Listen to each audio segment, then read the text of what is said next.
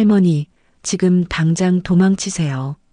며느리와의 첫 제주도 여행에서 호텔 청소부가 제 손에 쥐어준 쪽지 한 장, 그걸 본 순간 저의 온몸이 얼어붙었습니다. 그리고 알게 되었습니다. 이곳은 휴양지가 아닌 끔찍한 감옥이라는 것을. 과연 청소부의 경고는 무엇을 의미하는 걸까요? 오늘의 사연 지금 시작합니다. 안녕하세요. 저는 올해 76된 박순덕이에요. 평생을 공장에서 기계 소리에 묻혀 살아온 남편을 3년 전 먼저 떠나보내고 외로이 지내고 있었는데요. 고요했던 제 삶에 생각지도 못한 끔찍한 사건이 찾아왔습니다. 아직도 그 순간을 떠올리면 손이 떨려오지만 이젠 숨기면 안 될 것 같아요. 저의 억울하고 기막힌 이야기 한번 들어봐 주시겠어요? 며느리 미영이가 그날따라 무척 다정했어요. 평소 같으면 바쁘다며 인사만 하고 가던 아이가 오늘은 소파 옆자리에 앉아 내 무릎에 제 손을 가지런히 올리며 물었습니다. 어머님, 우리 둘이 제주도 여행 갈까요? 미영이 환하게 웃으며 말했습니다. 제주도? 저는 깜짝 놀랐어요. 미영이가 여행을 제안한 건 처음이거든요. 네, 어머님께서 요즘 많이 외로워하시는 것 같아서요. 철수 씨한테 얘기 들었어요. 혼자 계시는 시간이 너무 길다고 걱정하더라고요. 미영이 제 손을 꼭 잡으며 말했습니다. 철수가 그런 말을 해? 저는 고개를 갸웃했어요. 아들이 저한테는 걱정하는 모습을 내비친 적이 없었거든요. 그래도 하나밖에 없는 아들이 엄마가 혼자 있는 걸 걱정한다는 말에 마음이 먹먹해졌습니다. 그래, 그럼 너랑 나랑 단둘이 간다고? 제가 물었습니다. 네, 어머님이랑 저랑만요. 철수 씨는 회사 일이 바빠서 도저히 시간을 못 낸대요. 미영이가 고개를 끄덕였어요. 사실 저는 여행 가자는 말에 내심 기뻤습니다. 남편이 세상을 떠나고 꼬박 3년이 흘렀는데요. 혼자 지내는 시간이 길어질수록 적막함이 뼈에 사무치더라고요. 특히 요즘엔 깜빡깜빡하는 일도 잦아져서 속으로 걱정이 많았습니다. 물건을 어디 뒀는지 잊어버리는 일도 잦아지고 뭘 하려고 부엌에 갔는지 까먹을 때도 있었죠.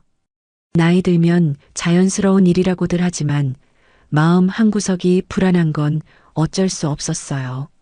그런데 며느리가 며칠씩이나 함께 여행을 가자고 하니 입가에 저절로 미소가 걸렸습니다. 언제쯤 갈 생각인데? 제가 들뜬 목소리로 물었습니다. 내일 떠나서 일주일 정도 푹 쉬다 올까 해요. 제가 전망 좋은 리조트로 예약까지 다 해놨어요. 미영이 신이 나서 말했습니다. 그렇게나 갑자기? 저는 당황했어요. 어머님, 이럴 때 아니면 또 언제 가겠어요. 저도 가게 일 때문에 시간 내기 정말 힘들거든요. 하긴 그랬습니다. 동대문에서 옷 장사를 하는 미영이는 명절에도 얼굴 보기 힘들 정도로 바빴으니까요. 그런 미영이가 일주일이나 가게를 비운다는 게 신기하게 느껴졌습니다. 그래도 며느리가 모처럼 시간을 내서 여행을 가자는데 마다할 이유는 없었죠. 제가 지갑을 찾으려 몸을 일으키며 말했습니다. 그런데 경비는 어떻게? 여행비가 꽤 들 텐데 내가 낼게. 미영이가 황급히 내 어깨를 눌러 다시 앉혔습니다. 아니에요, 어머님, 제가 다 준비했어요. 어머님은 그냥 편히 쉬기만 하시면 돼요. 미영이 고개를 절레절레 흔들었습니다. 그래도 여행비가 만만치 않을 텐데. 제가 걱정스러운 얼굴로 미영이를 쳐다보았어요. 어머님, 걱정 마세요. 요즘은 장사가 좀 풀려서 괜찮아요. 미영이가 웃으며 대답했습니다. 그럼 짐은 뭘 싸야 하지? 어머님 것은 제가 다 준비해 드릴게요. 편하게 계세요. 그렇게 말하는 미영이의 얼굴이 어찌나 환한지 저도 모르게 마음이 따뜻해졌습니다. 제가 고개를 끄덕이며 말했습니다. 알겠다. 그럼 가자. 미영이가 자리에서 벌떡 일어나며 신나게 말했습니다. 정말 잘 생각하셨어요. 가서 바다도 보고 맛있는 흑돼지 구이도 먹어요. 3년 동안 혼자 지내면서 이렇게 누군가가 챙겨준다는 느낌을 받아본 게 언제였나 싶더라고요. 남편이 살아있을 적에도 공장 일에 치여서 변변한 여행 한번 못 가봤었거든요. 고마워. 이렇게 신경 써줘서. 제가 진심으로 말했습니다. 어머님, 무슨 말씀을 하세요? 당연한 거죠. 미영이가 다시 웃으며 대답했어요. 하지만 그 순간 미영이의 눈빛이 잠시 다른 곳을 향하는 걸 봤습니다. 제 뒤쪽 벽장 쪽으로요. 그곳엔 남편이 남겨준 재산 서류들을 보관하고 있거든요. 그쪽을 보는 게 우연일까 싶었지만 곧 시선을 돌려서 별 생각 없이 넘어갔습니다. 미영이가 현관으로 향하며 말했습니다. 그럼 내일 아침 일찍 출발해야 하니까 준비하고 계세요. 8시쯤 모시러 올게요. 그래, 조심히 들어가라.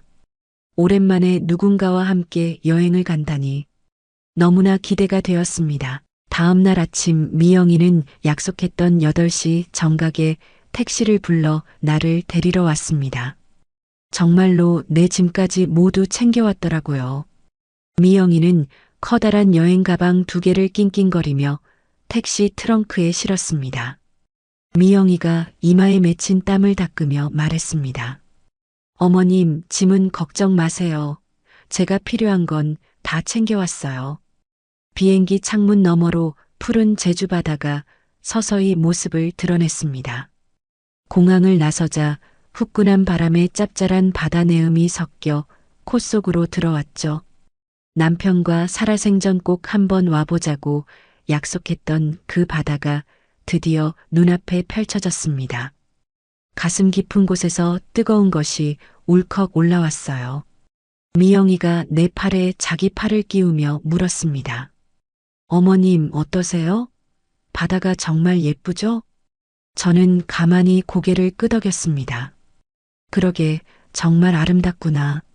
정말 제주도의 바다는 찬란하게 아름답더라고요. 미영이가 예약한 리조트는 바다가 정면으로 보이는 언덕 위에 있었어요. 유리창이 넓은 객실에 들어서니 시원한 바다 풍경이 한눈에 들어와 가슴이 뻥 뚫리는 기분이었죠. 미영이가 참 좋은 곳으로 신경 써서 잘 잡았구나 싶었습니다. 짐을 풀고 잠시 숨을 돌리고 있을 때였습니다. 객실 문에서 노크 소리가 들렸어요. 청소 서비스입니다. 정갈한 목소리가 문 밖에서 들려왔습니다. 문을 열자 50대쯤으로 보이는 단정한 여성이 청소 도구를 담은 카트를 밀고 서 있었습니다. 인상이 참 선하고 차분해 보이는 분이었어요. 그분이 우리에게 가볍게 목례하며 말했습니다. 안녕하세요. 객실 정리해드리겠습니다. 그때 미영이의 휴대폰이 울렸고 미영이는 발코니로 나가 전화를 받기 시작했습니다. 저는 소파에 앉아 청소하는 모습을 물끄러미 바라봤어요. 테이블을 닦던 그분이 조심스럽게 제게 다가왔습니다. 그리고는 목소리를 낮춰 물었습니다. 어르신, 혹시 치매 진단 같은 거 받으신 적 있으세요? 저는 황당한 질문에 눈을 동그랗게 떴습니다. 아니요, 그런 건 왜 물으시죠? 그분이 발코니 쪽을 힐끗 살피더니 한숨을 쉬며 말했습니다. 아, 아닙니다. 그러고는 주변을 다시 한번 둘러본 뒤 제 손에 작은 쪽지 하나를 재빨리 쥐어주었습니다. 그때 마침 미영이가 전화를 끊고 객실로 들어섰습니다. 미영이가 밝은 목소리로 물었습니다. 청소 다 되어 가나요? 청소하시던 분이 멋쩍게 웃으며 대답했습니다. 네, 거의 다 됐습니다. 곧 마무리하겠습니다. 그분이 나가자마자 저는 쪽지를 들고 화장실로 들어갔습니다. 떨리는 손으로 쪽지를 펼치자 그 안에는 서툰 글씨로 이렇게 적혀 있었어요. 할머니, 빨리 도망치세요. 누군가의 짓궂은 장난이겠거니 생각하면서도 그분의 진지했던 눈빛이 자꾸만 마음에 걸렸습니다. 저녁 식사를 마치고 리조트로 돌아오자 미영이가 가방에서 작은 약병을 꺼냈습니다. 미영이가 흰색 알약 2알을 손바닥에 올려 내게 내밀었습니다. 어머님, 이거 드시고 푹 주무세요. 제가 알약을 의심스러운 눈으로 들여다보며 물었습니다. 이게 뭔데? 미영이가 물컵을 건네주며 대답했습니다. 수면제요. 어머님이 요즘 통잠을 못 이루신다고 철수 씨가 걱정을 많이 해서요. 낯선 곳에 오면 잠들기 쉽지 않으실 것 같아서 챙겨왔어요. 이상했어요. 전 아들한테 그런 말을 한 적이 없었거든요. 철수가 언제 그런 말을 했어? 나는 그런 이야기 한 적 없는데. 미영이가 내 등을 쓸어내리며 말했습니다. 어머님, 또 잊으셨구나. 지난번에 저희 집에 오셨을 때 밤새 뒤척이셨다고 하셨잖아요. 아무리 생각해봐도 그런 이야기를 한 기억이 없었습니다. 더욱이 청소부가 준 쪽지 때문에 의심스러워졌어요. 제가 알약을 미영이 쪽으로 밀어내며 말했습니다. 괜찮아. 여행 와서 그런지 피곤해서 금방 잠들 것 같아. 미영이가 다시 내 손에 알약을 쥐어주며 간절한 표정을 지었습니다. 어머님, 그래도 한 알만 드세요. 내일부터는 구경할 곳이 많아서 피곤하실 거예요. 미영이가 하도 권하니 어쩔 수 없이 알약을 받아 입에 넣는 척했습니다. 그리고 미영이가 잠시 화장실에 들어간 틈을 타 약을 휴지에 뱉어서 주머니 깊숙이 숨겼어요. 다음 날 아침 잠결에 화장실 쪽에서 미영이가 통화하는 소리가 들려왔습니다. 미영이가 잠긴 목소리로 말하고 있었습니다. 네, 계획대로 순조롭게 되고 있어요. 일주일이면 충분해요. 누구와 통화하는지 궁금해 귀를 기울였습니다. 진단서는 이미 준비됐고 필요한 서류도 다 만들었어요. 이제 며칠만 더 있으면. 미영이의 목소리가 갑자기 개미 소리만큼 작아졌습니다. 진단서라니, 서류라니, 도대체 무슨 소리일까요? 불길한 예감이 등줄기를 타고 흘렀습니다. 화장실 문고리가 돌아가는 소리에 저는 급히 눈을 감고 잠든 척했습니다. 응, 알겠어. 그럼 연락해. 미영이가 전화를 끊으며 나왔어요. 잠시 후 미영이가 침대로 다가왔습니다. 어머님, 일어나셨어요? 제가 자다 깬 사람처럼 눈을 비비며 물었습니다. 응, 방금 깼어. 누구랑 그렇게 아침부터 통화를 해? 미영이가 아무렇지 않게 웃으며 대답했습니다. 아, 보험회사요. 어머님이 보험 때문에 연락하셨었다고 확인할 게 있다면서 저한테 연락 왔네요. 저는 몸을 일으켜 앉으며 되물었습니다. 보험회사? 내가 연락한 적도 없는데? 미영이가 내 이마를 짚으며 걱정스럽게 말했습니다. 어머님이 또 잊으셨나 보네. 지난주에 보험사에 문의 전화하셨다고 하던데요. 보험금 타는 사람을 철수 씨 앞으로 바꾸고 싶다고요. 이건 정말 말이 안 돼요. 보험 수익자를 바꿀 생각도 없고 그런 전화를 한 적도 없거든요. 제가 단호한 목소리로 말했습니다. 미영아, 나는 그런 전화 한 적 없다. 미영이가 한숨을 푹 쉬며 나를 안쓰럽게 쳐다봤습니다. 어머님, 요즘 자꾸 깜빡깜빡 하시잖아요. 너무 걱정 마세요. 그 일이 있은 후 리조트 레스토랑에서 점심 식사를 막 마쳤을 때였습니다. 미영이가 핸드백을 어깨에 매며 말했습니다. 어머님, 급한 업무 전화가 와서요. 로비에서 통화 좀 하고 올게요. 미영이가 총총걸음으로 식당을 빠져나가고 5분쯤 지났을까요? 객실에서 마주쳤던 그 청소 직원분이 제 테이블로 다가왔습니다. 그분이 허리를 숙여 조심스럽게 물었습니다. 어르신, 혹시 며느님은 어디 가셨어요? 제가 레스토랑 입구를 가리키며 대답했습니다. 로비에 전화하러 갔어요. 그분이 주위를 한번 살피더니 재빨리 말을 이었습니다. 잠깐 시간이 있겠네요. 어르신, 어제 제가 왜 쪽지를 드렸는지 아세요? 실은 어제. 바로 그때였습니다. 식당 입구에서 미영이의 목소리가 들려왔어요. 미영이가 팔짱을 끼고 우리 쪽으로 걸어오며 말했습니다. 어머님, 여기서 또 직원분을 붙잡고 무슨 이야기를 그렇게 하세요? 청소하시던 분이 화들짝 놀라며 허리를 폈습니다. 그분은 어색하게 웃어 보인 뒤 서둘러 자리를 떠났습니다. 미영이는 아무 일 없다는 듯 내 옆자리에 와서 앉았죠. 저는 불안한 마음을 감출 수가 없었습니다.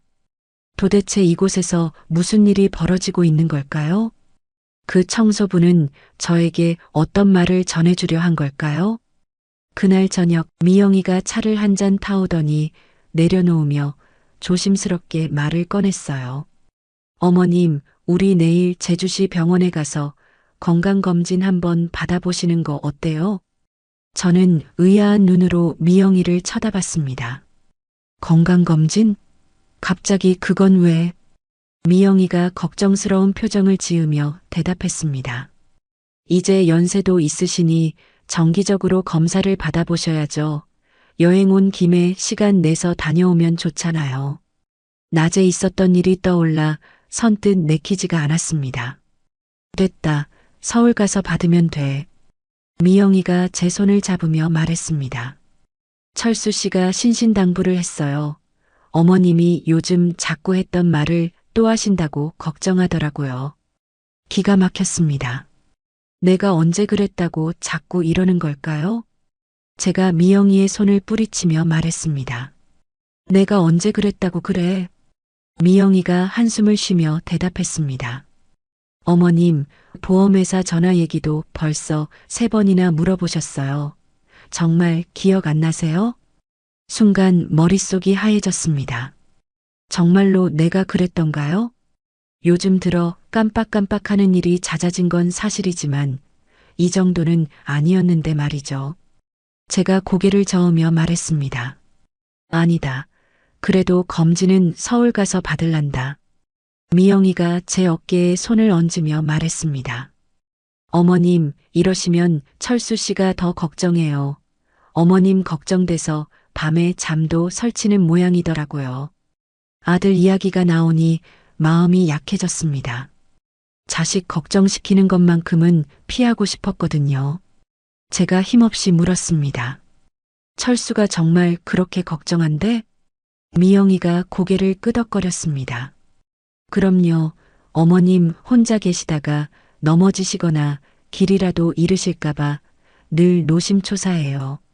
아들이 그 정도로 나를 걱정하고 있었다니 가슴이 아려왔습니다. 결국 저는 고개를 끄덕이고 말았어요.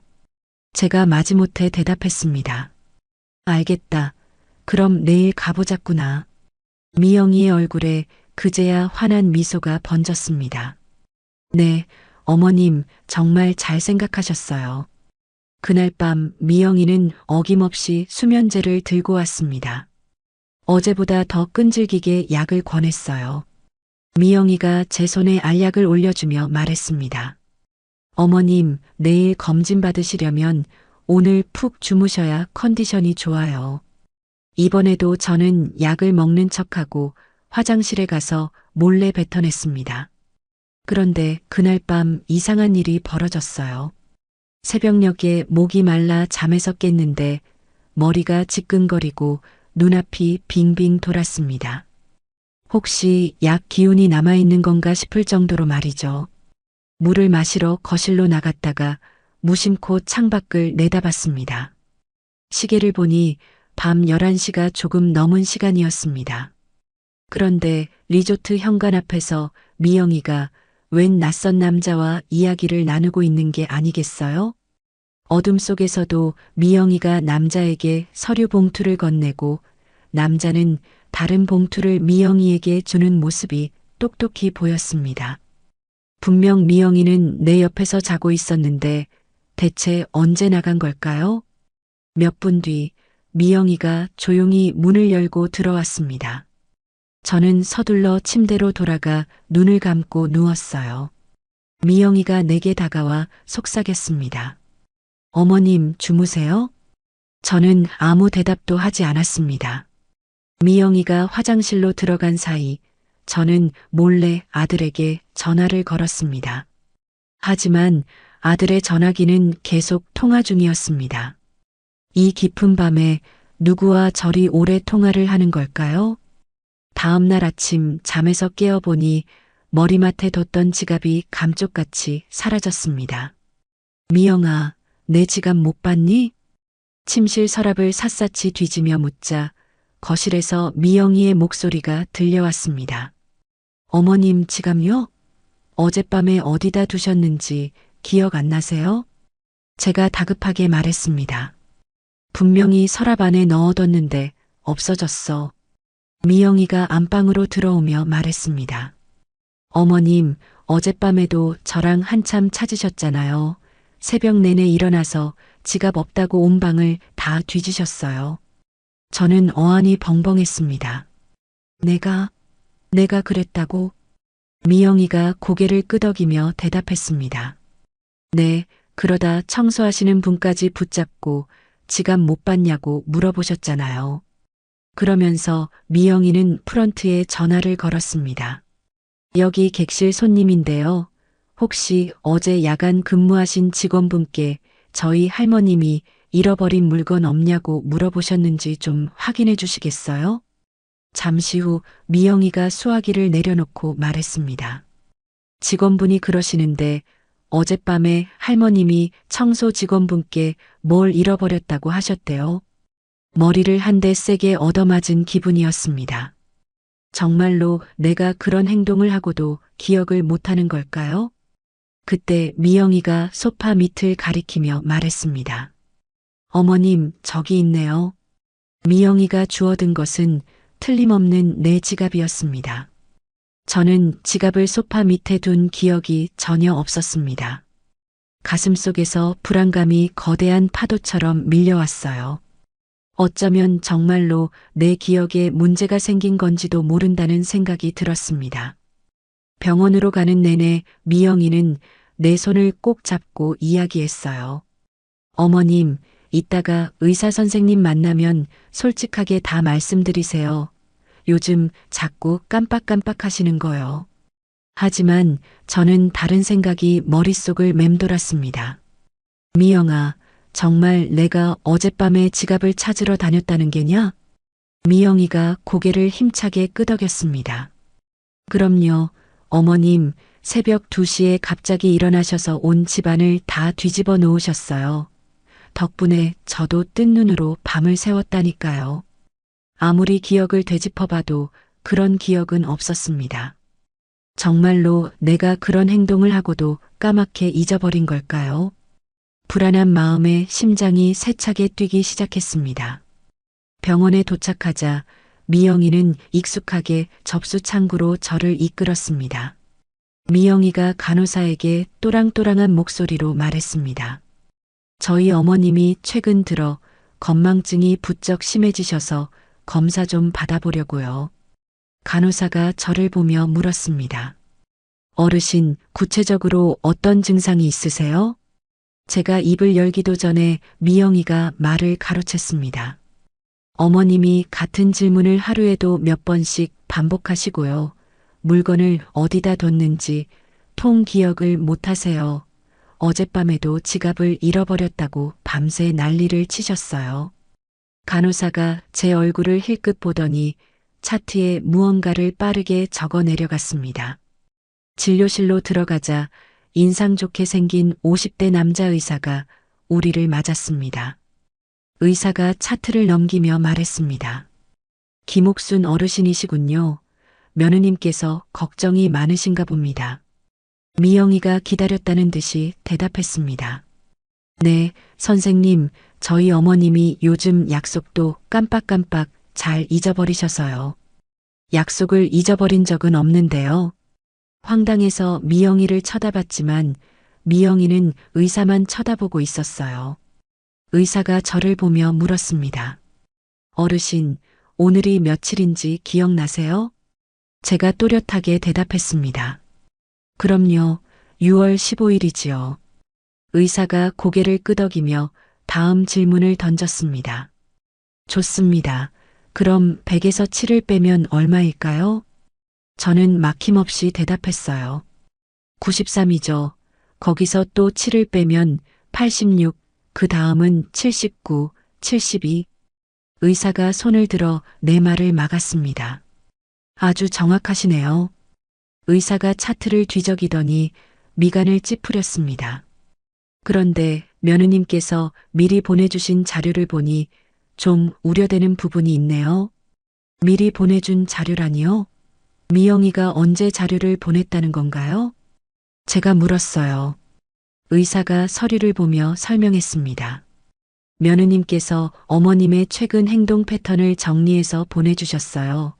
같은 질문을 반복하신다거나 약속을 까먹으신다거나 하는 내용들이요. 제가 미영이를 돌아보며 물었습니다. 네가 언제 그런 걸 보냈어? 미영이가 태연하게 대답했습니다. 어머님, 어제 말씀드렸잖아요. 병원에 전화해 봤다고. 어머님 상태를 정확하게 알려드려야 의사 선생님도 제대로 진찰하실 수 있다고 해서 제가 보내드렸어요. 나는 어제 미영이가 병원에 전화하는 것을 본 적이 없어요. 의사가 저를 보며 물었습니다. 어르신, 며칠 전에 가스레인지를 켜놓고 외출하실 뻔했다는 이야기도 있던데 맞습니까? 제가 버럭 소리쳤습니다. 그런 적 없습니다. 어머님, 지난주에 그러셨잖아요. 제가 집에 들렀다가 깜짝 놀라서 가스불을 껐어요. 미영이가 내 손을 잡으며 의사에게 말했습니다. 단어 몇 개를 외우고 도형을 따라 그리는 간단한 검사들이 이어졌습니다. 저는 모든 검사를 완벽하게 해냈어요. 의사가 펜을 들고 차트에 무언가를 적으며 말했습니다. 검사 자체는 다 정상적으로 통과하셨습니다. 하지만 의사의 표정은 여전히 어두웠습니다. 그렇지만 며느님께서 작성해 주신 일상 관찰 기록과 종합해 볼 때 경미한 인지 저하가 의심됩니다. 초기 치매일 가능성도 배제할 수 없으니 정밀 검사를 받아보시는 게 좋겠습니다. 의사가 말했습니다. 아니에요. 저는 정상이에요. 제가 벌떡 일어나 소리쳤어요. 의사가 안쓰럽다는 눈으로 저를 쳐다보며 미영이에게 말했습니다. 환자분들이 처음에는 대부분 현실을 부정하십니다. 보호자께서 옆에서 잘 돌봐주셔야 해요. 혼자 두시면 위험할 수 있으니 가스나 전기 사용도 각별히 신경 써주시고요. 네, 선생님 명심하겠습니다. 미영이가 고개를 숙이며 대답했습니다. 병원에서 돌아오는 차 안 미영이가 내 가방에서 휴대폰을 꺼내들며 말했습니다. 어머, 이게 웬일이에요? 아까 병원에서 넘어지실 뻔할 때 바닥에 부딪혔나 봐요. 이대로 쓰시면 위험해요. 제가 서비스 센터에 맡기고 올게요. 제가 미영이를 향해 손을 내밀며 말했습니다. 아니다. 괜찮다. 이리 줘봐. 분명 아침에 집을 나설 때만 해도 멀쩡했거든요. 미영이가 고개를 저으며 내 손을 피했습니다. 안 돼요. 어머님, 깨진 유리 조각에 손이라도 베이면 어떡해요. 리조트 로비에 도착하자 미영이는 곧장 프런트로 걸어갔습니다. 저는 아무것도 모른 채 미영이의 뒤를 따랐죠. 미영이가 프런트 직원에게 나만 들릴 정도의 작은 목소리로 속삭였습니다. 저기요, 저희 어머님이 치매 초기 진단을 받으셔서요. 혹시 혼자 밖으로 나가시려고 하면 저한테 바로 연락 좀 주시겠어요? 길을 잃어버리실까봐 걱정돼서요. 프런트 직원이 고개를 끄덕이며 안쓰럽다는 눈빛으로 나를 쳐다봤습니다. 그 눈빛이 가슴에 비수처럼 날아와 박혔습니다. 제가 무슨 말이라도 하려고 입을 떼는 순간 미영이가 내 팔을 강하게 붙잡았습니다. 어머님, 피곤하시죠? 어서 방에 올라가서 좀 쉬세요. 엘리베이터의 좁은 공간 안에서 숨이 턱 막히는 기분이었습니다. 제가 미영이를 쳐다보며 물었습니다. 미영아, 너 왜 그런 말을 하고 다니는 게냐? 나는 치매가 아니야. 미영이가 무표정한 얼굴로 대답했습니다. 어머님, 병원에서 의사 선생님이 하신 말씀 벌써 잊으셨어요? 초기 증상이라고 했잖아요. 그건 정밀 검사를 해봐야 안다는 소리였지. 확진이 아니었어. 미영이가 한숨을 푹 쉬며 말했습니다. 어머님이 현실을 받아들이기 힘드신 건 알겠지만 자꾸 부정하시면 병세만 더 악화될 뿐이에요. 저녁 식사를 마치고 답답한 마음에 산책이라도 하려고 리조트 현관으로 향했습니다. 밤바람을 쐬며 머릿속을 정리하고 싶었어요. 하지만 문을 열기도 전에 미영이가 내 앞을 막아섰습니다. 미영이가 팔짱을 끼고 물었습니다. 어머님, 이 밤중에 어딜 가시려고요? 잠깐 앞에 바람 좀 쐬고 오려고 그런다. 미영이가 내 손목을 잡아 끌며 말했습니다. 안 돼요. 어머님처럼 편찮으신 분이 밤에 혼자 돌아다니는 건 위험해요. 나는 괜찮다고 했잖니. 이 근처만 잠깐 돌다 올게. 그러다 길이라도 잃으시면 어쩌려고 그러세요. 여긴 우리가 살던 동리가 아니잖아요. 우리가 실랑이를 벌이는 사이에 프런트 직원이 다가왔습니다. 미영이가 기다렸다는 듯이 직원에게 말했습니다. 저희 어머님이 자꾸 밖에 나가시려고 해서요. 치매 초기라서 혼자 두면 큰일 나거든요. 직원이 고개를 끄덕이며 나를 달랬습니다. 고객님, 밤에는 위험하니 내일 낮에 며느님하고 같이 산책 나오세요. 제가 억울한 마음에 목소리를 높였습니다. 아니, 왜 멀쩡한 사람을 치매 환자로 몰아세워요? 그 순간 로비에 있던 모든 사람들의 시선이 내게로 쏠렸습니다. 미영이가 내 어깨를 감싸 안으며 귓가에 속삭였습니다. 어머님, 사람들이 다 쳐다보잖아요. 제발 방으로 올라가요. 네. 그날 밤 저는 잠을 이룰 수가 없었습니다. 화장실에 가려고 침대에서 일어났는데 방문이 굳게 잠겨 있었습니다. 손잡이를 아무리 돌려봐도 문은 꿈쩍도 하지 않았어요. 밖에서 잠가버린 게 틀림없었습니다. 제가 미영이를 흔들어 깨우며 소리쳤습니다. 미영아, 문이 왜 안 열리는 게냐? 미영이가 부스스 눈을 뜨고 일어나 말했습니다. 아, 그거요. 제가 잠갔어요. 네가 문을 왜 잠가? 미영이가 하품을 하며 대답했습니다.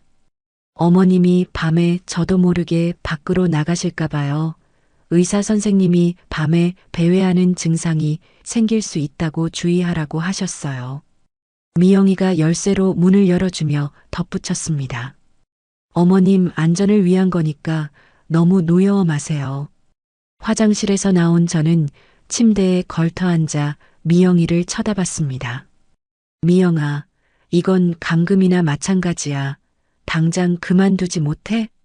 미영이는 내 말에 아랑곳하지 않고 다시 문을 잠갔습니다. 감금이라니요. 어머님, 다 어머님을 위해서 이러는 거예요. 내일 아침에 열어드릴 테니 걱정 말고 푹 주무세요. 침대에 누워 차가운 벽을 바라봤습니다. 문이 잠겨 있다는 사실이 거대한 공포가 되어 온몸을 짓눌렀습니다. 머릿속이 터질 것처럼 복잡했습니다. 정말로 내가 병들어가고 있는 걸까요? 아니면 이 모든 게 미영이가 꾸민 무서운 연극일까요? 다음 날 아침 미영이 문을 열어줬을 때 저는 창문 쪽으로 갔습니다. 발코니 문을 열고 아래를 내려다봤습니다. 3층이라 높긴 했지만 불가능하지는 않아 보였습니다. 어머니, 뭐 하세요? 미영이 제 뒤에서 물었습니다. 공기 좀 쐬려고. 위험하니까 너무 앞으로 나가지 마세요. 미영이 아침 식사를 가져오러 간 사이 저는 다시 창문을 확인했습니다. 발코니 난간 아래로 뛰어내리기에는 너무 위험했습니다. 그때 노크 소리가 들렸습니다. 청소하러 왔습니다. 그 청소 직원이 들어왔습니다. 안녕하세요, 어머님. 그녀는 인사를 하며 청소 도구를 들고 들어왔습니다. 저는 망설이다가 청소 직원에게 다가갔습니다.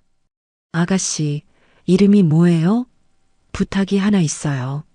네, 저는 이정숙이라고 해요. 말씀하세요. 정숙이 걸레질을 멈추고 저를 바라보며 말했습니다. 사실 제가 지금 곤란한 상황에 있어요. 며느리가 저를 여기 가둬두고 있거든요. 이정숙의 표정이 당황스러워졌습니다. 그게 무슨 말씀이세요? 밤에 문을 밖에서 잠그고 휴대폰도 가져가고 사람들한테는 제가 치매라고 거짓말하고 있어요. 이정숙이 화장실 쪽을 청소하며 조심스럽게 말했습니다. 어르신, 사실 며느님이 처음에 오셨을 때 저희 직원들에게 어르신이 치매 초기라고 하시면서 혹시 이상한 말씀을 하시면 상대하지 말라고 하셨어요. 제 가슴이 철렁했습니다. 그럼 그래서 저한테 쪽지 준 거예요? 네, 저는 아무래도 너무나 정상이셨어요. 이정숙이 고개를 끄덕였습니다. 이정숙이 침실로 와서 침대 정리를 하며 계속 말했습니다. 치매 환자가 이렇게 논리적으로 상황을 설명할 수는 없거든요. 제 어머니도 치매셨는데 완전히 달랐어요. 그럼 도와줄 수 있어요? 어떻게요? 경찰서에 신고를 해주거나 아니면 제 아들한테 연락을 해주거나요. 이정숙이 주변을 둘러보며 망설였습니다. 그때 복도에서 발걸음 소리가 들렸습니다. 이정숙이 재빨리 평소처럼 청소하는 척했습니다. 미영이 아침 식사를 들고 들어왔습니다. 어머니, 뭐하고 계세요? 청소하는 분이랑 잠깐 인사했어. 아, 네, 수고하세요. 미영이 이정숙에게 인사했습니다. 이정숙이 청소를 마치고 나가려고 할 때 저는 간절한 눈빛으로 바라봤습니다. 문 앞에서 이정숙이 잠깐 멈춰서더니 작은 목소리로 말했습니다. 저 오후 2시쯤 다시 올게요. 그때까지 기다리세요. 미영은 발코니에서 전화를 받느라 듣지 못했습니다. 점심 식사 후 미영이 말했습니다. 어머니, 저 잠깐 리조트 스파 예약하러 다녀올게요. 나도 같이 가면 안 돼? 어머니는 여기서 쉬세요. 금방 올게요. 미영이 방문을 잠그고 나갔습니다. 2시가 되자 이정숙이 다시 왔습니다. 이번에는 청소 도구 없이 왔습니다. 어머님, 며느님은요? 나갔어요. 이정숙이 주머니에서 작은 휴대폰을 꺼냈습니다. 이거 제 예비폰이에요. 위급할 때 쓰세요. 정말 고마워요. 제가 휴대폰을 받으며 말했습니다. 하지만 조심하셔야 해요. 며느님이 알면 큰일 날 거예요. 이정숙이 걱정스러운 표정으로 말했습니다. 그리고 저도 확실한 증거가 있어야 도울 수 있어요. 무슨 증거요? 며느님이 정말 나쁜 일을 꾸미고 있다는 증거요. 이정숙이 시계를 보며 말했습니다. 저는 이제 가야겠어요. 며느님이 오시기 전에. 혼자 남은 저는 휴대폰을 침대 매트리스 아래 숨겼습니다. 아들 철수 번호를 기억해서 전화를 걸어보려 했지만 너무 떨려서 망설였습니다. 30분 후 미영이 돌아왔습니다. 어머니, 잘 계셨어요? 응. 내일 스파 예약했어요. 특별한 마사지도 받을 수 있대요. 미영이 웃으며 말했지만 그 웃음이 왠지 섬뜩했습니다. 저녁 식사 시간에 저는 용기를 내서 휴대폰을 꺼냈습니다. 화장실에 간다며 들어가서 아들에게 전화를 걸었습니다. 여보세요? 철수야, 엄마야. 엄마, 이 번호는 뭐예요? 그게 말이 긴데 미영이가. 엄마, 미영이가 말하던데 병원은 검사 잘 받으셨어요? 아들의 목소리가 걱정스럽지만 이미 미영의 말을 믿고 있는 것 같았습니다. 응, 검사에선 이상이 없대. 철수야, 엄마는 정상이야. 미영이가 이상한 짓을 하고 있어. 엄마, 그런 말씀 마세요. 미영이가 얼마나 엄마를 챙기는데요. 철수야, 제발 엄마 말 좀 들어봐. 엄마, 제가 지금 회의 들어가 봐야 해서요. 제가 다시 전화 드릴게요. 아들이 전화를 끊어버렸습니다. 화장실에서 나온 저는 절망감에 빠졌습니다. 아들마저 제 말을 믿지 않았습니다. 휴대폰을 다시 숨기고 침대에 앉아 있는데 눈물이 났습니다. 정말 아무도 절 믿어주지 않는 걸까요? 미영이 돌아와 문을 잠그는 소리가 들렸을 때 저는 깊은 외로움을 느꼈습니다. 다음 날 아침 이정숙이 청소를 하러 왔을 때 저는 어제 있었던 일을 말했습니다. 아들한테 전화했는데 제 말을 안 믿어요. 며느리가 이미 거짓말을 해놨더라고요. 이정숙이 걸레를 짜며 고개를 끄덕였습니다. 그럴 줄 알았어요. 며느님이 치밀하게 계획한 것 같아요.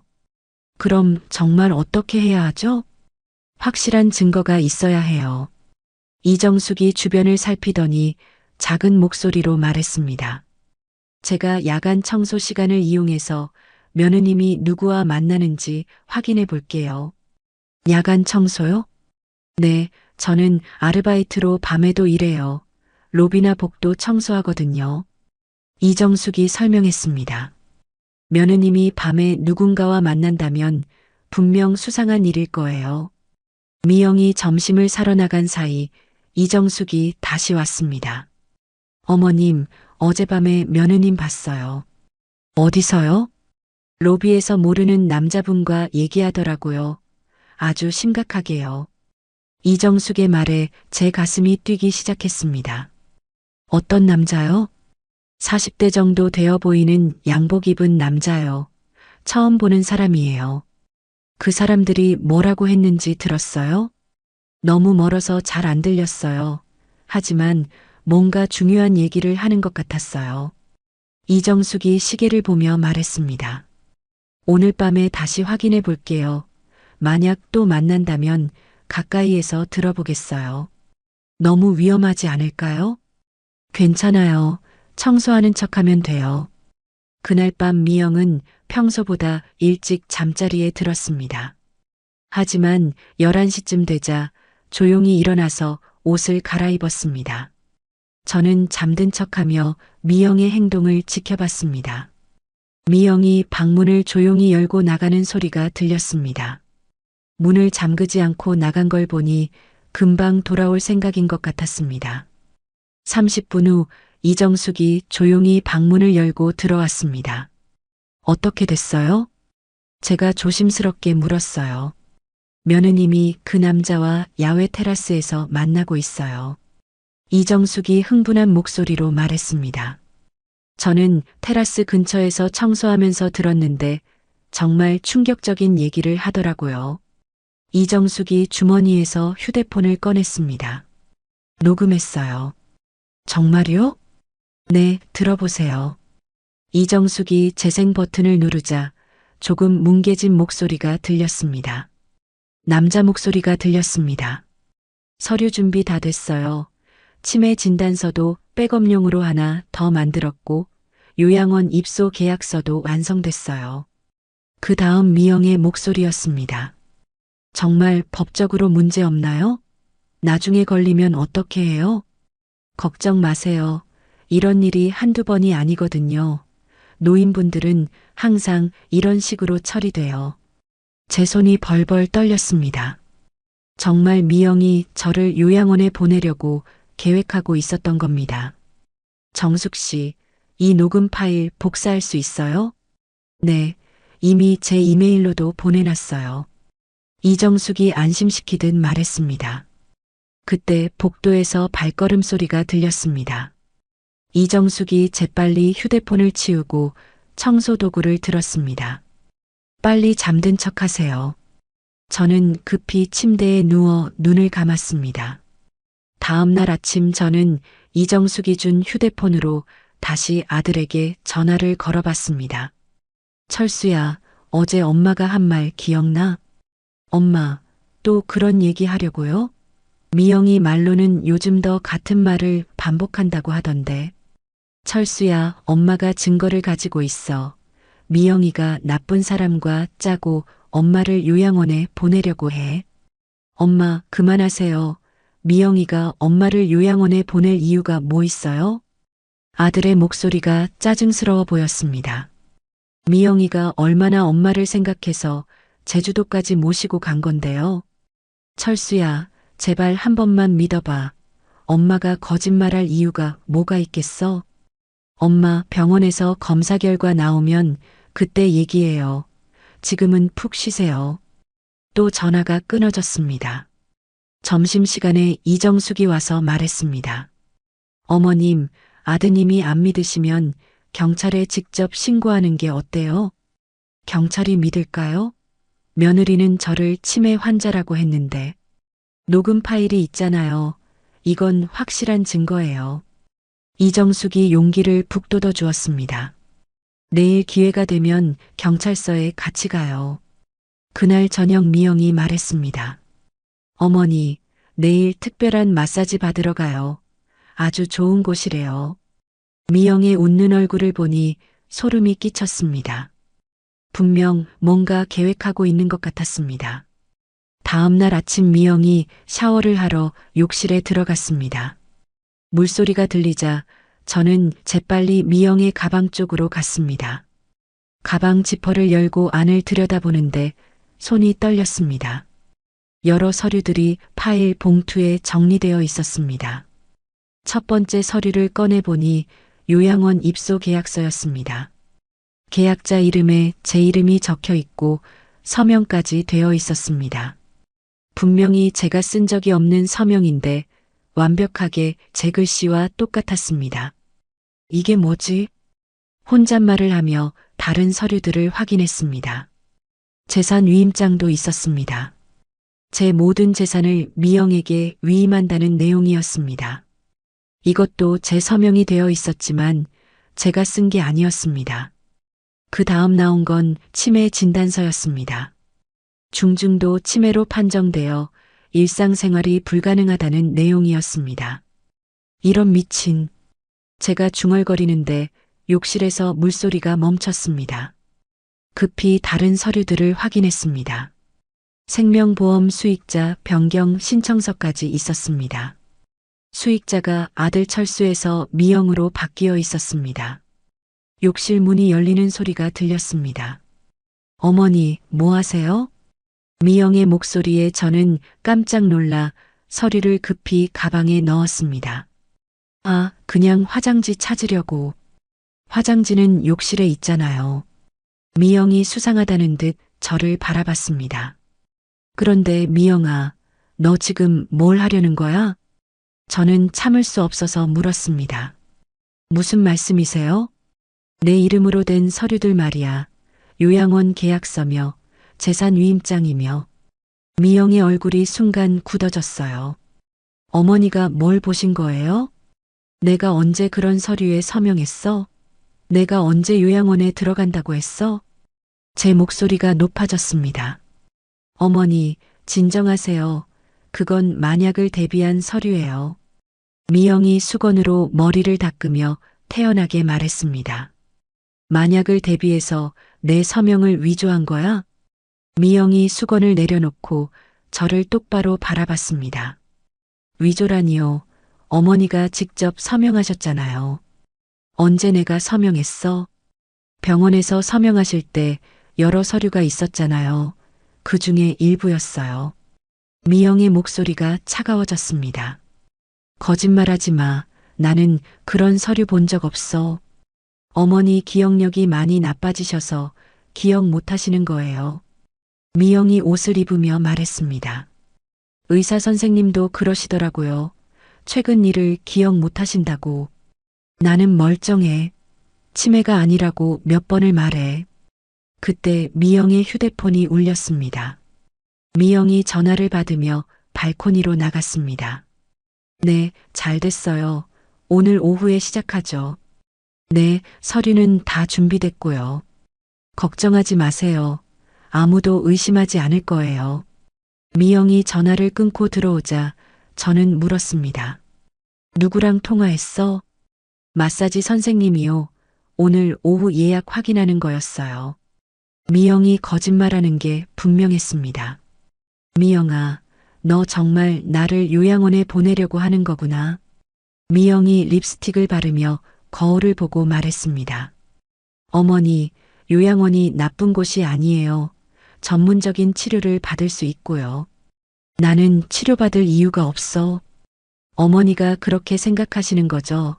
객관적으로 보면 혼자 생활하기 힘드신 상태예요. 점심을 먹으러 나가면서 미영이 말했습니다. 어머니, 오늘 오후에 특별한 마사지 받으실 거예요. 아주 좋은 선생님이 오신대요. 나는 마사지 안 받을래. 어머니 몸이 많이 뻐근하시잖아요. 받아보시면 좋아지실 거예요. 미영의 목소리에서 강요하는 느낌이 들었습니다. 식당에서 나오는 길에 이정숙을 만났습니다. 이정숙이 제게 눈짓을 했습니다.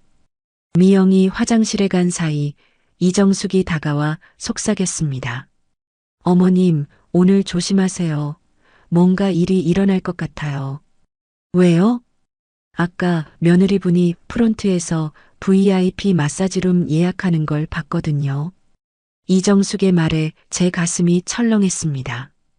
미영이 화장실에서 나와 저희를 봤습니다. 어머니, 뭐 얘기하세요? 아, 그냥 인사했어. 그럼 방으로 올라가서 마사지 받을 준비하세요. 미영이 제 팔을 잡으며 말했습니다. 방으로 올라가는 길에 저는 생각했습니다. 분명히 오늘 뭔가 큰 일이 일어날 것 같았습니다. 미영이 준비한 서류들과 오늘 오후 마사지가 우연이 아닐 거예요. 이정숙이 준 휴대폰을 만지며 어떻게 해야 할지 고민했습니다. 오후 2시가 되자 미영이 저를 재촉했습니다. 어머니, 마사지 받으러 가요. 나는 정말 안 받고 싶어. 어머니, 이미 예약했는데 취소하면 안 돼요. 미영이 제 팔을 잡아 끌며 말했습니다. 리조트 스파로 가는 길에 저는 주변을 둘러봤습니다. 다른 손님들도 있고 직원들도 보였는데 왜 이렇게 불안한지 모르겠었습니다. 오늘이 마지막 날이니까 특별한 곳에 가요. 미영이 웃으며 말했지만 그 웃음이 섬뜩했습니다. 일반 마사지실을 지나 더 안쪽으로 들어갔습니다. 여기가 VIP 룸이에요. 아주 조용하고 좋대요. 미영이 문을 열며 말했습니다. 방 안은 일반 마사지실보다 훨씬 크고 고급스러웠습니다. 하지만 창문이 없어서 답답했습니다. 마사지사분이 곧 오실 거예요. 미영이 의자에 앉으며 말했습니다. 5분 후 문이 열리며 40대 남자가 들어왔습니다. 저번에 미영이가 서류를 건네던 그 낯선 남자였습니다. 안녕하세요, 김 선생입니다. 왜 그 남자가 여기서 마사지를 해주고 있는 걸까요? 제 심장이 빠르게 뛰기 시작했습니다. 미영아, 나는 남자 마사지사는 싫어. 어머니, 이분이 실력이 아주 좋으시대요. 미영아, 나 잠깐 나갔다 올게. 제가 문을 열고 나가려는데 문이 열리지 않았습니다. 이상하네. 여러 번 돌렸지만 손잡이는 꿈쩍도 하지 않았습니다. 밖에서 잠긴 것 같은데요. 김 선생이라는 남자가 말했습니다. 저는 즉시 위험을 감지했습니다. 나 여기서 나갈래. 제가 일어서려는데 남자가 제 앞을 막았습니다. 어머님, 마사지 받고 가세요. 몸이 많이 아프시죠? 아니야, 안 아파. 문 열어줘. 제가 문 쪽으로 가려 했지만 남자가 계속 막았습니다. 남자가 가방에서 무언가를 꺼냈습니다. 주사기와 작은 약병이었습니다. 이건 몸의 긴장을 풀어주는 약이에요. 싫어. 그런 거 안 맞을 거야. 제가 소리쳤지만 방음이 잘 되어 있는지 밖에서 들리지 않는 것 같았습니다. 그때 저는 이정숙이 준 휴대폰이 생각났습니다. 주머니에 손을 넣어 녹음 기능을 켰습니다. 미영아, 너도 이런 일에 가담하는 거야? 어머니, 이건 어머니를 위한 거예요. 미영이 차갑게 말했습니다. 남자가 주사기에 약을 채우며 말했습니다. 이제 합법적으로 요양원에 보낼 수 있어요. 치매가 악화돼서 위험한 행동을 한다고 하면 되죠. 그래요. 이 주사를 맞으면 며칠 동안 의식이 흐릿해질 거예요. 미영이 동조했습니다. 그동안 서류 절차를 다 마무리하고요. 남자가 주사기를 들며 말했습니다. 재산 처리도 깔끔하게 끝낼 수 있고요. 정말 아무도 의심 안 할까요? 미영이 물었습니다. 걱정 마세요. 전 이런 일 한두 번 해본 게 아니니까. 남자가 제게 다가오며 말했습니다. 가족들도 오히려 고마워해요. 부담이 없어지니까요. 이제 시작할까요? 저는 필사적으로 문 쪽으로 도망치려 했습니다. 도와줘요. 사람 살려요. 하지만 남자가 제 팔을 붙잡았습니다. 어머님, 가만히 계세요. 금방 끝나요. 그때 밖에서 열쇠 소리가 들렸습니다. 문이 열리며 이정숙이 들어왔습니다. 여기서 뭐 하는 거예요? 이정숙이 큰 소리로 외쳤습니다. 남자와 미영이 깜짝 놀라 저를 놓았습니다. 누구세요? 왜 들어와요? 미영이 당황하며 물었습니다. 복도 청소하고 있는데 이상한 소리가 들려서요. 이정숙이 저에게 달려와 부축했습니다. 다른 직원들도 오고 있어요. 뭔가 이상하다고 신고했거든요. 이정숙이 말하자 남자와 미영의 얼굴이 파랗게 질렸습니다. 실제로 복도에서 여러 사람의 발걸음 소리가 들렸습니다. 어머님, 빨리 나가요.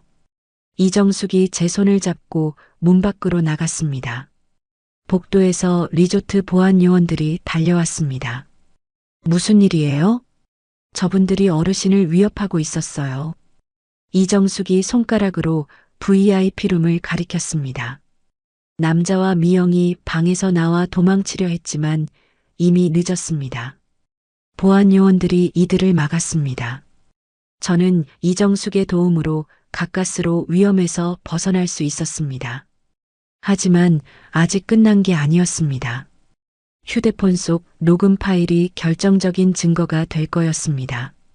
보안 요원들이 미영과 남자를 붙잡고 있는 동안 저는 이정숙과 함께 로비로 나왔습니다. 어머님, 괜찮으세요? 이정숙이 제 얼굴을 살피며 물었습니다. 응, 덕분에 살았어. 제 목소리가 떨렸습니다. 그때 미영이 보안 요원을 뿌리치고 저희에게 다가왔습니다. 어머니, 잠깐만요. 미영이 급하게 소리쳤습니다. 저 사람 말 믿지 마세요. 치매 노인의 헛소리를 누가 믿겠어요? 미영이 주변 사람들을 둘러보며 말했습니다. 로비에 있던 다른 투숙객들이 저희를 쳐다봤습니다. 이 할머니는 치매 환자예요. 피해망상이 심해서 이런 말을 하는 거예요. 미영이 큰 소리로 말했습니다. 병원에서도 확진받았고 서류도 다 있어요. 사람들이 웅성거리기 시작했습니다. 정말 치매인가 봐. 불쌍하네, 가족들 고생이 많겠다. 이런 소리들이 들렸습니다.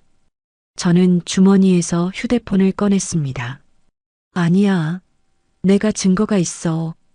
어머님, 그거 보여주세요. 이정숙이 제 편에 서서 말했습니다. 휴대폰에서 녹음 파일을 재생했습니다. 남자 목소리가 또렷하게 들렸습니다. 이제 합법적으로 요양원에 보낼 수 있어요. 재산 처리도 깔끔하게 끝낼 수 있고요. 미영의 목소리도 선명하게 들렸습니다. 로비가 조용해졌습니다. 사람들이 녹음을 들으며 표정이 바뀌었습니다. 이게 뭐예요? 보안팀장이 물었습니다. 방금 전 VIP룸에서 녹음한 거예요. 이정숙이 설명했습니다. 저분들이 어르신께 주사를 놓으려고 했거든요. 주사요? 치매 약이라고 하면서 의식을 잃게 하는 약이었어요. 미영이 얼굴이 새하얘져서 말했습니다. 그건 오해예요. 어머니 치료를 위한 거였다고요. 치료제가 왜 몰래 놓는 거야? 제가 큰 소리로 말했습니다. 그 남자도 변명하려고 했습니다. 저는 정식 마사지사입니다. 오해가 있는 것 같은데.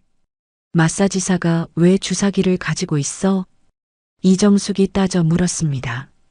그리고 어젯밤에도 이분들이 만나는 걸 봤어요. 이정숙이 계속 말했습니다. 서류 준비됐다고 하면서 요양원 계약서 얘기하더라고요. 그것도 녹음했어요. 제가 휴대폰을 흔들며 말했습니다. 보안팀장이 경찰에 신고했습니다. 네, 리조트에서 신고합니다. 노인 대상 범죄 같은 게 일어났어요. 네, 피해자와 가해자 모두 현장에 있습니다. 15분 후 경찰이 도착했습니다. 무슨 일이죠? 경찰관이 물었습니다. 저는 처음부터 차근차근 설명했습니다. 휴대폰을 빼앗긴 것, 문을 잠근 것, 치매라고 거짓말한 것들을 말했습니다. 이 녹음 파일들이 증거입니다. 이정숙이 휴대폰을 경찰관에게 보여줬습니다. 경찰관이 녹음을 들어보더니 표정이 심각해졌습니다. 이건 분명히 범죄네요. 미영이 마지막으로 발악했습니다. 경찰관님, 제발 저 사람 말 믿지 마세요. 정말 치매 환자라고요. 그럼 치매 진단서 보여주세요. 경찰관이 말했습니다. 미영이 가방에서 서류를 꺼냈는데 경찰관이 자세히 살펴봤습니다. 이 병원 도장이 가짜네요. 우리가 잘 아는 위조 도장이에요. 그리고 이 요양원 계약서도 서명이 의심스럽고요. 그제서야 미영과 남자가 완전히 무너졌습니다.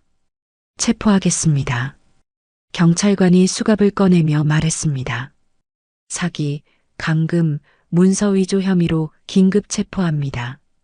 미영이 수갑을 차면서도 저를 노려봤습니다.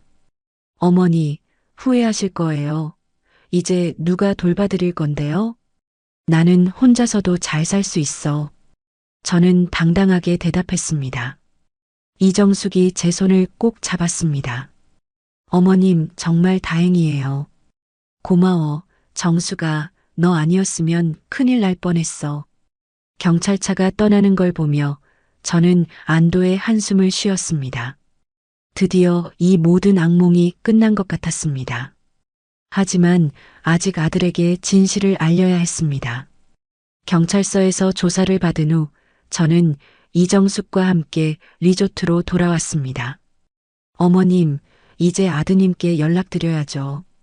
이정숙이 말했습니다. 그래야지. 철수가 얼마나 놀랄까. 제 손으로 직접 아들 철수에게 전화를 걸었습니다. 엄마. 철수야, 엄마야. 지금 제주도 경찰서에서 나왔어. 경찰서요? 왜 경찰서에 가셨어요? 아들의 목소리는 당황스러운 듯 했습니다. 미영이가 체포됐어. 뭐라고요? 미영이가 왜 체포돼요? 엄마를 속여서 요양원에 보내려고 했어. 재산도 가로채려고 하고. 전화 너머로 아들이 숨쉬는 소리만 들렸습니다. 엄마, 그게 무슨 말씀이에요? 철수야, 엄마가 거짓말할 것 같아? 미영이가 가짜 치매 진단서까지 만들었어. 제 목소리가 떨렸습니다. 엄마 이름으로 요양원 계약서도 위조하고 재산 위임장도 만들고 생명보험 수익자도 자기로 바꿔놨어. 그럴 리가 없는데 미영이가 왜 그런 일을. 아들의 목소리가 점점 작아졌습니다. 철수야, 지금 당장 제주도로 내려와. 경찰서에서 확인해봐. 네, 알겠습니다. 지금 출발할게요. 3시간 후 아들이 제주공항에 도착해서 바로 경찰서로 왔습니다. 경찰관이 아들에게 모든 상황을 설명해 줬습니다. 며느님이 어머님을 대상으로 계획적인 범죄를 저질렀습니다. 위조 서류들과 녹음 증거가 모두 있어요. 아들이 위조된 서류들을 보더니 얼굴이 하얘졌습니다. 이게 정말 미영이가 한 일이에요? 네, 공범과 함께 치밀하게 계획한 범죄입니다. 경찰관이 설명했습니다. 그리고 어머님께서 직접 녹음하신 파일도 있어요. 경찰관이 녹음을 들려줬습니다. 미영과 남자가 대화하는 소리가 나오자 아들의 얼굴이 점점 굳어졌습니다. 재산 처리도 깔끔하게 끝낼 수 있고요. 미영의 목소리가 들리자 아들이 주먹을 쥐었습니다. 경찰서를 나온 후 아들이 제게 무릎을 꿇고 사과했습니다. 엄마, 정말 죄송합니다. 철수야, 일어나. 엄마가 그렇게 말씀하셨는데 제가 믿지 않았어요. 아들의 눈에 눈물이 맺혔습니다. 미영이가 미리 엄마가 치매 초기라고 저한테 말해놨거든요. 아들이 고개를 들며 말했습니다. 그래서 엄마가 이상한 말씀하신다고 생각했어요. 그 여자가 얼마나 치밀했는지 알겠지? 제가 아들의 어깨를 두드리며 말했습니다. 이정숙도 함께 있었는데 아들에게 인사했습니다. 안녕하세요. 저는 이정숙이에요. 어머니를 도와주신 분이시군요. 정말 감사합니다. 아들이 깊게 인사했습니다. 어머니가 정말 용감하세요. 끝까지 포기하지 않으셨거든요. 이정숙이 저를 바라보며 말했습니다. 저도 어머니 덕분에 용기를 낼 수 있었어요. 다음 날 경찰에서 연락이 왔습니다. 미영이 모든 혐의를 인정했다는 소식이었습니다. 의류사업 실패로 4억 원의 빚을 지고 있었고 공범은 노인 대상 보이스피싱 조직의 일원이었습니다. 미영이는 사기, 감금, 문서 위조 등의 혐의로 실형 3년을 받을 예정입니다. 경찰관이 설명했습니다. 공범은 조직적 범죄로 더 무거운 형을 받을 거고요. 아들이 제 손을 잡고 말했습니다. 엄마, 서울로 같이 가요. 이제부터는 제가 제대로 모실게요. 고마워, 철수야. 미영이의 본성을 몰랐어요. 정말 죄송해요. 그날 저녁 이정숙과 마지막 저녁을 함께 했습니다. 정수가, 너 정말 고마워. 너 아니었으면 어떻게 됐을지 몰라. 어머님, 제가 더 고마워요. 용기를 배웠거든요. 이정숙이 웃으며 말했습니다. 앞으로도 계속 연락하고 지내요. 네, 꼭요. 서울에 놀러 가도 돼요? 언제든지 와. 우리 평생 우정을 나누자. 저는 이정숙의 손을 꼭 잡았습니다. 제주도를 떠나면서 저는 생각했습니다. 정말 위험한 순간이었지만 결국 진실이 밝혀졌습니다. 그리고 이정숙 같은 좋은 사람도 만났습니다. 아들도 이제 진실을 알게 됐고요. 새로운 시작을 할 수 있을 것 같았습니다. 6개월 후 법원에서 미영의 선고가 있었습니다. 아들 철수와 함께 법정에 앉아 있는데 가슴이 떨렸습니다. 미영이 죄수복을 입고 피고석에 앉아 있었습니다. 예전의 깔끔한 모습은 온데간데 없고 초라해 보였습니다. 판사가 판결문을 읽기 시작했습니다. 피고인 김미영은 시어머니를 상대로 계획적이고 조직적인 범죄를 저질렀습니다. 사기, 감금, 문서 위조, 강요 등의 혐의로 징역 3년을 선고합니다. 법정이 조용해졌습니다. 미영이 뒤를 돌아보며 저를 바라봤습니다. 그 눈빛에 원망과 후회가 섞여 있었습니다. 하지만 저는 더 이상 무섭지 않았습니다. 정의가 실현된 것을 보니 마음이 후련했습니다. 공범인 남자는 더 무거운 형을 받았습니다. 피고인 박성민은 노인 대상 보이스피싱 조직의 핵심 멤버로 활동했습니다. 이번 사건 외에도 여러 건의 유사범죄에 가담한 것이 확인됐습니다. 징역 7년을 선고합니다. 법정을 나오면서 아들이 제게 말했습니다. 엄마, 이제 정말 끝났네요. 그래, 드디어 끝났구나. 제 어깨에서 무거운 짐이 내려간 느낌이었습니다. 서울로 돌아온 후 아들과 함께 살기 시작했습니다. 아들은 미영과 이혼 절차를 밟았습니다. 엄마, 제가 정말 바보였어요. 어떻게 미영이의 본성을 몰랐을까요? 사람 마음속은 알기 어려운 거야. 너무 자책하지 마. 아들이 직장에서 조기 퇴근을 하며 저를 챙기기 시작했습니다. 엄마, 오늘 뭐 하고 싶으세요? 그냥 너랑 같이 있으면 좋겠어. 저도 엄마랑 같이 있는 게 제일 좋아요. 이정숙과는 일주일에 한 번씩 전화로 안부를 물었습니다. 어머님, 어떻게 지내세요? 잘 지내고 있어. 철수가 정말 잘해줘.